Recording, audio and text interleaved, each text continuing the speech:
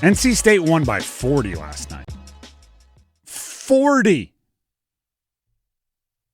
And Liberty is not a bad mid-major team. They are a good mid-major team, according to all the experts.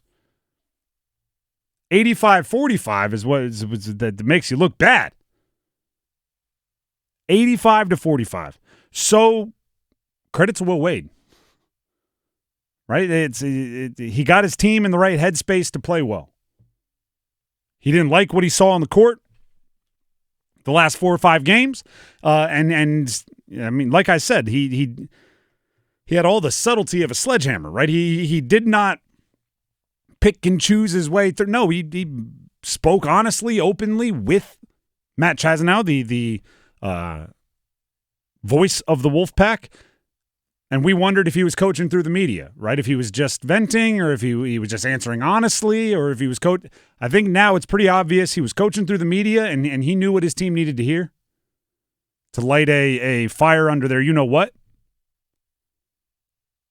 That was as good of a response as you could have hoped for if you're the coach. Because even if you think you know your team, right? If you think, all right, I know their personalities. I've hung out with them. I've recruited them. I've talked with their families. Like, I know these guys.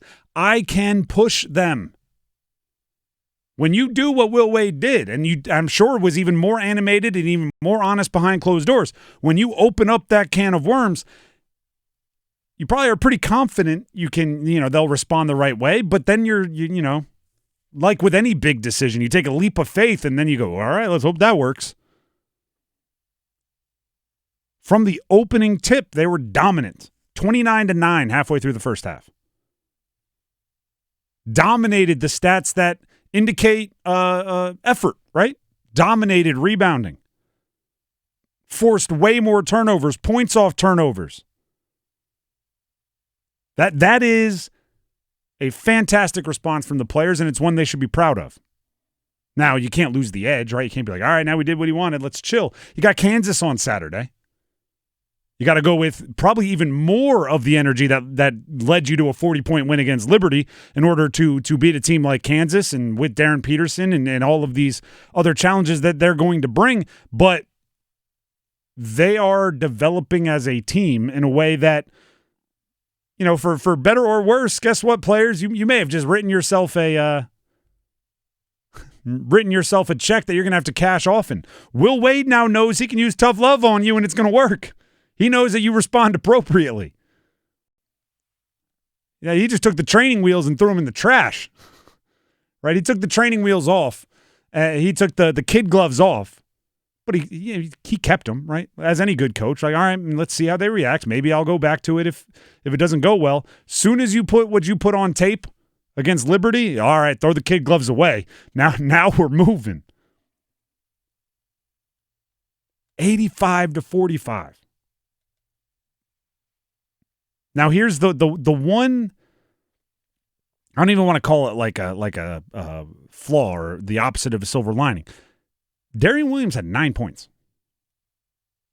3 of 9 shooting. Finished with 9 points, 8 rebounds, 3 assists, 1 steal, 1 block. So he did impact the game in other ways. But keep in mind, this was a player that is this was a player. This is a player that is the preseason ACC Player of the Year.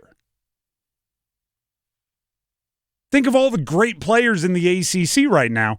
Darian Williams was the preseason Player of the Year. He is a reigning, I guess it's reigning until they name this year's class, reigning first-team All-Big 12 selection.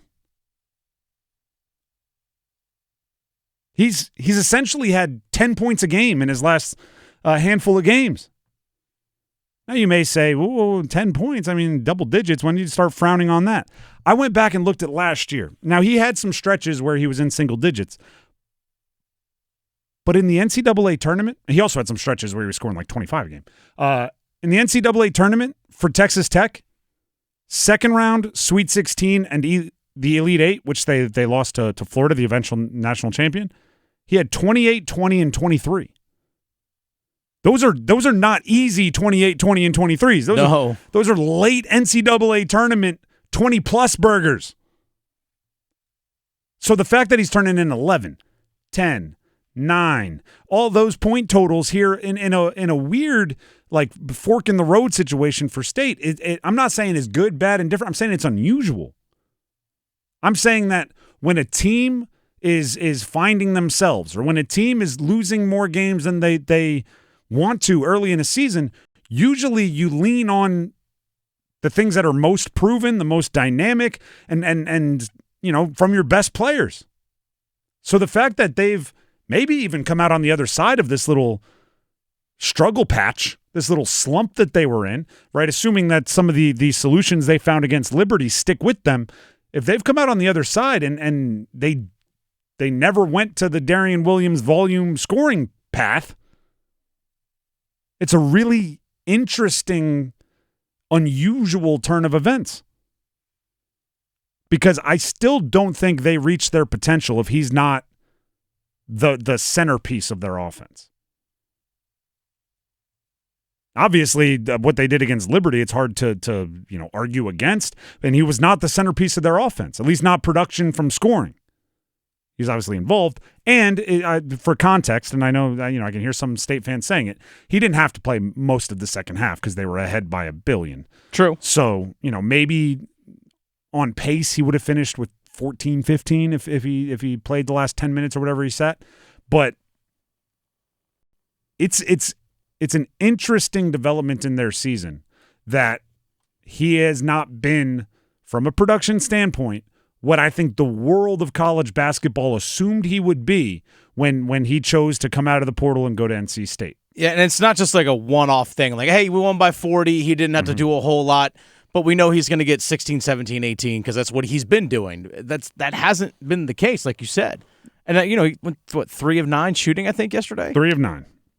3 of 9. And like he showed it earlier. He had a 30-point game earlier in the year. He had a 28-point game earlier in the year. Like when they were playing kind of their more expected to run over non-conference schedule very early on, he was scoring at a much higher clip.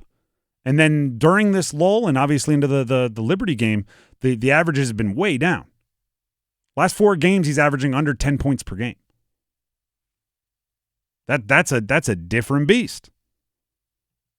You need more than that if you want to beat Kansas, plain and simple. Yeah, I mean that's kind of what I'm getting at. But also, I mean, if you beat a team like Liberty by 40, it's. You feel foolish saying like that effort's not going to work because it has to work in some respects. But I think I stand with kind of what you said and what I was hinting at, which is no, I don't think you can be as good as you want to be with Darian Williams finishing with 9 points. Will Wade talked about the looming. That's a good time to use the word looming. The looming Kansas game on Saturday. Here's what he had to say. If we play like that against Kansas, so we'll score 45 on them. They have the 8th best defense in the country, and we got blocked by Seton Hall. Seton Hall was top 10 in the country in blocks. He's got 3rd in the country in blocks. It's going to be a totally different deal on Saturday. I mean, it's going to be a totally different deal on Saturday. We'll be a big underdog, and we've got it's going to be we're going to have to play this times about 3. Hey, I don't think he's that wrong. But also, what did I say?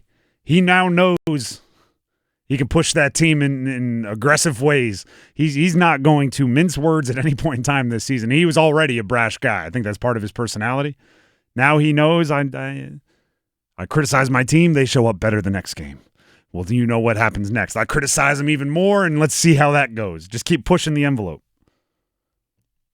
I don't want to single out just players that maybe didn't live up to expectations.